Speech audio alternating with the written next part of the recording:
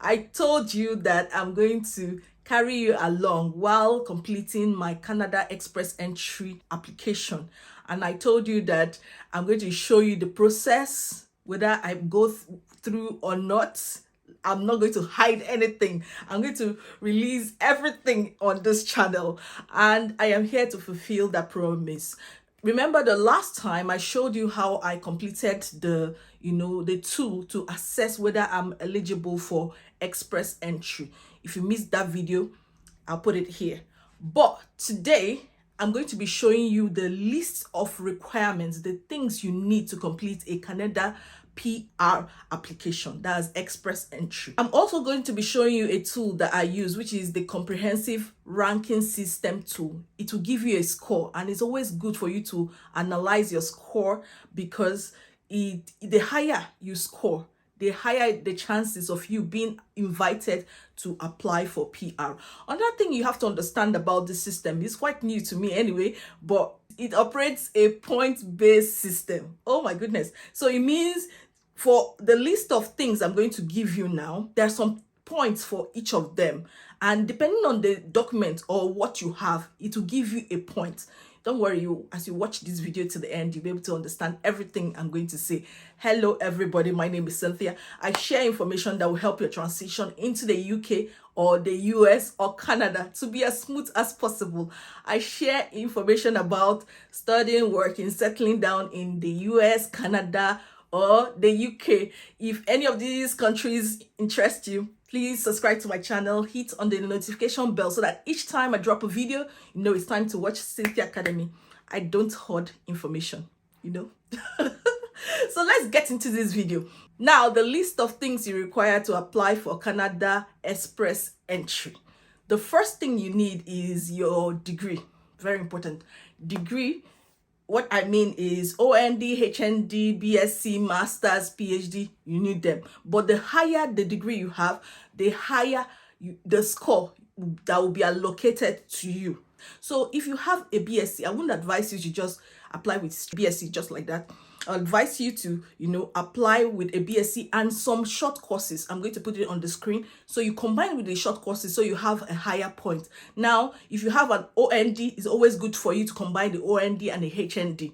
It helps. Now, if you have a BSc and a Master's, fantastic, good. But if you have a PhD, fabulous, very good. So it's very important that you assess whatever degree you have with WES. That's the most common one, which many people use. You use it to verify your certificate, to say it's up to the standard of that of Canada. So without it, you can't complete your Canada PR, application.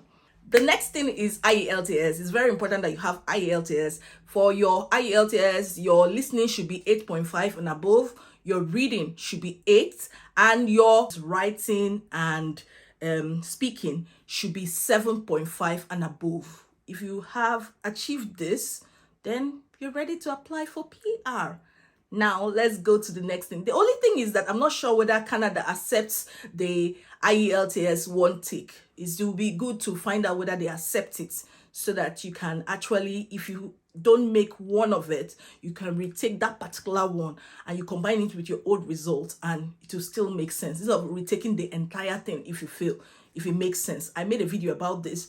Check it up here. Now, the next one is work experience. Canada loves work experience, professional work experience, and they want you to have a work experience of about 3 years and above. You score higher points if you've worked in a professional place, that's paid work, for up to 3 years and above. Of course, they have a system on the point-based system that if maybe you've worked professionally for 1 year, it will still count, but you score lower points for, when you've worked for fewer years than 3. So this is something you have to consider. Another point is that age matters. For Canada, they love people that are less than 30 years. So imagine if you're less than 30 years and you have 3 years of work experience, you have a BSc, you have a Master's. Amazing. Your score will be going up. But if you are above 40, it's going to be challenging because you're going to be scoring less points for age. So that's the main challenge. Like for me, I'm going to be clocking 40 soon. That's why I'm thinking, okay, should I get a PR and then, for Canada, and then let's just see how it goes. But we'll see whether I'll be able to complete it before I turn 40. But that is not what we are here for. We are here for how do you assess yourself. So if you are less than 40, I would say start your application process now before you clock 40. Because the more you delay, the less points you have, the lesser chances of you being invited to apply for express entry. Something to consider. The next one is whether you have a relative in Canada. I'm talking about grandma, grandpa, brother, sister, adopted brother or sister, cousin, something like that. It adds to the points you will get. So it's something you need to consider. If you have a relative that you are related by blood, something you need to consider. Another thing is what occupation you are in. Remember, I always explain to people that for most developed countries, there are some labor shortages they have. And if you have a skill in that area they are interested in, the higher the points you would have. So for Canada, most times what they need is STEM related area, and as well as, healthcare. STEM stands for science, technology, engineering, and mathematics. So it means if you are in IT, maybe biological science, chemical sciences, all that aspect, there are higher chances of them accepting you than if you are in maybe some aspects that are not related to sciences. Another thing is that your spouse's level of education, and whether he or she has written IELTS would also affect the points you would have. So this is something you have to really, really consider.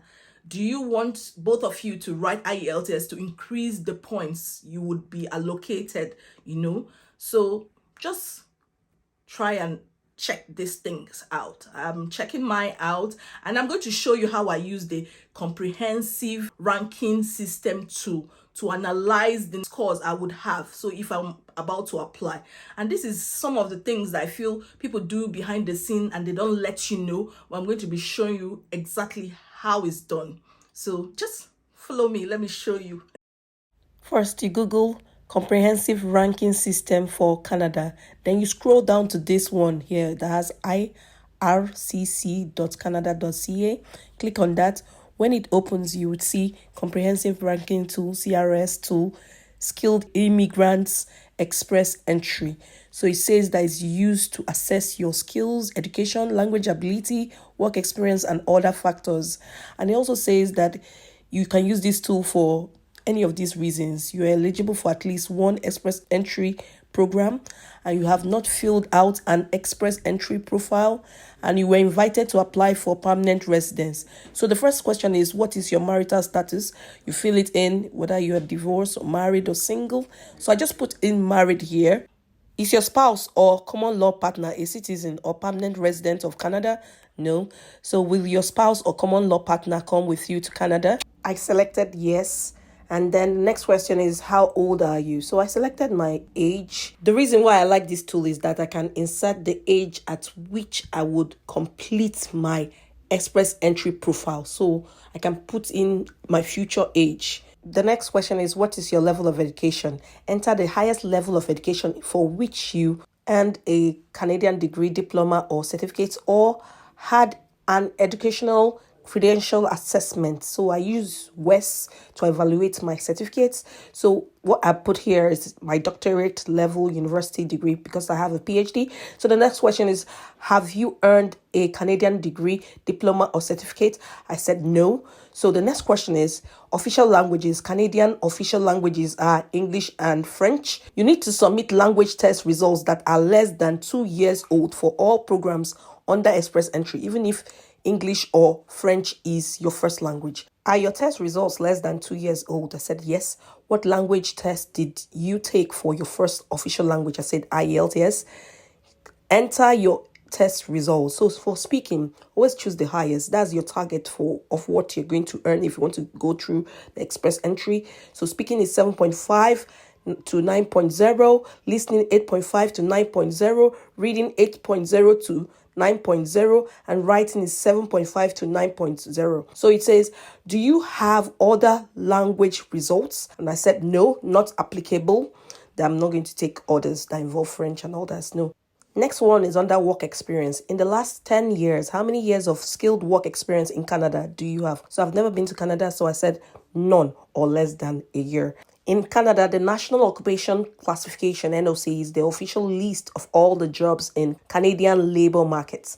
So that's where they categorize different jobs into tiers. So it's always good for you to know your tier. So I clicked on find your NOC. It took me to this particular page where I could find what tier my occupation is in. Moving on to the next question. In the last 10 years, how many total years of foreign skilled work experience do you have? So I just put in 3 years or above. That's the highest there. So the next question is, do you have a certificate of qualification from a Canadian province, territory, or federal body? I don't have any. I selected no. So the next question is, under additional points, do you have a valid job offer supported by a labor market impact assessment if needed?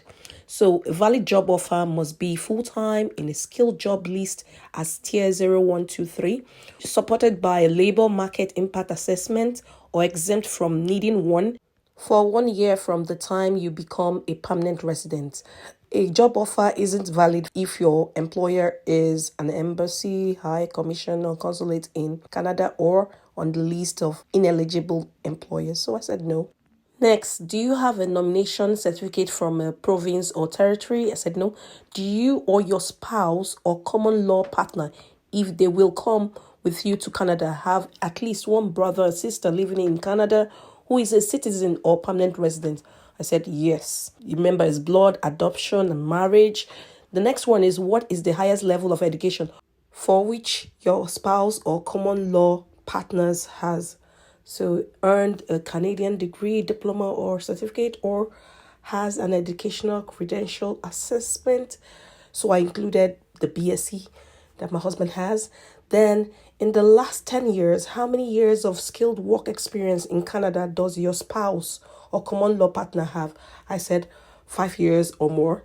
So did your spouse or common law partner take a language test? If so, which one? So I included like IELTS.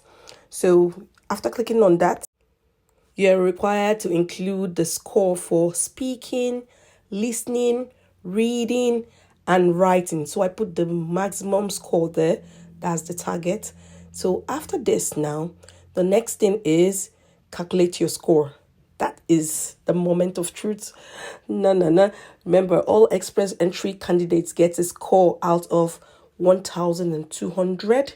This is based on the 4 parts of the comprehensive ranking system formula. So as you can see, for age, I'm scoring 55.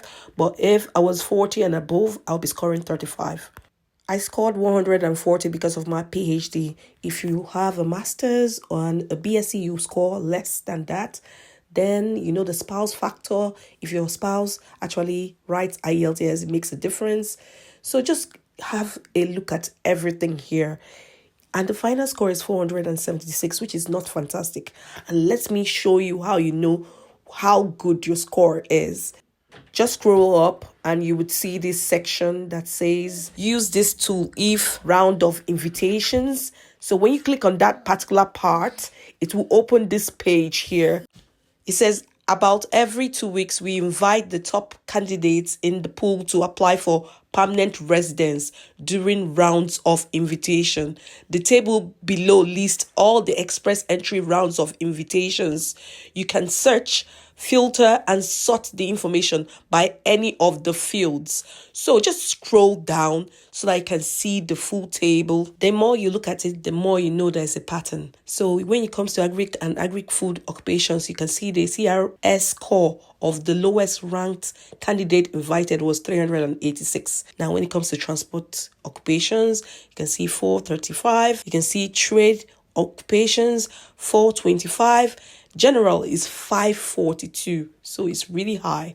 Now, when it comes to STEM occupations, 481, and then general is 561. So You can see what is expected of you. If you're in healthcare, you're expected to have like 431 and above. But notice that provincial nominee program score very high, 776.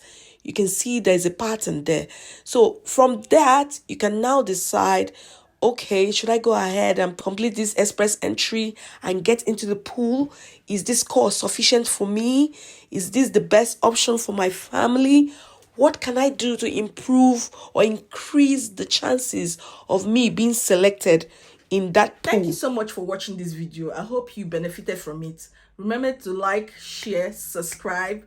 Remember that there are other financial implications of this thing. You need a police report or clearance. You also need a medical check evidence. Without it, you cannot, apply for Canada PR or express entry. You also need to pay for the application fee. I'm going to be showing you everything so that you can replicate the same thing. You don't need to pay an agent to do this thing for you. I wish you the best. Bye-bye.